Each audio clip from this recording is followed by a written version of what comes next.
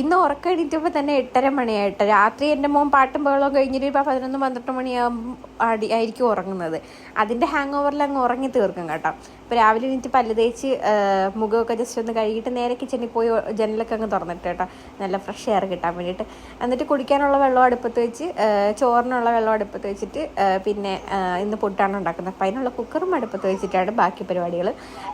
പുട്ടിനുള്ള മാവ് നനയ്ക്കണമായിരുന്നു. ഈ ഗോതമ്പ് മാവ് നനയ്ക്കുന്നത് എനിക്ക് എത്ര ഇഷ്ടമുള്ള പരിപാടിയില്ല. ഞാൻ എത്ര നനച്ചാലും ശരിയാവാത്ത സാധനമാണിത്. ചില ദിവസങ്ങളിൽ നനയ്ക്കുന്ന ദിവസം അത് പിന്നെ ചപ്പാത്തിക്കായിട്ട് ഉപയോഗിക്കാം. അങ്ങനെയുള്ള ഗുണങ്ങളൊക്കെ ഉണ്ട്. അപ്പം അതിനിടയ്ക്ക് തന്നെ അരി കഴുകി അടുപ്പത്തിട്ട് കൊച്ചൂസിന് പുട്ടോട്ട് ഉണ്ടാക്കി കൊടുത്ത്, കൊച്ചൂസിന് ഇന്ന് സ്കൂളിൽ പോകണം കേട്ടോ. അപ്പം അവളെ റെഡി ആയിക്കൊണ്ടിരിക്കുകയായിരുന്നു. അപ്പം അതിനിടയ്ക്ക് അച്ഛനാണ് ബീവിനെ നോക്കുന്നത്.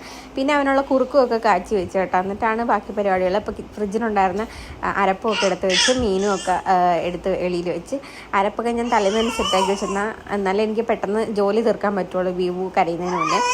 അങ്ങനെ ഞാൻ പിന്നെ ചായയൊക്കെ ഉണ്ടാക്കി കൊടുത്ത് കൊച്ചൂസിനെ സ്കൂളിൽ പറഞ്ഞു വിട്ടു കേട്ടോ. അങ്ങനെ അത് കഴിഞ്ഞിട്ട് ഞാൻ ബ്രേക്ക്ഫാസ്റ്റ് കഴിക്കാൻ ഇരുന്നപ്പോൾ മണി 11 ആയി ഗൈസ്. അപ്പോഴത്തേക്ക് എൻ്റെ ഒരുവിധം ജോലികളൊക്കെ ഒതുങ്ങി. ബീവിനെ കുറുക്കൊക്കെ കൊടുത്ത് ഉറക്കിയിട്ടാണ് ഞാൻ ബ്രേക്ക്ഫാസ്റ്റ് കഴിക്കാനായിട്ടിരുന്നത്. അപ്പോൾ അത്രേ ഉള്ളൂ രാവിലത്തെ പരിപാടി. ടാറ്റാ.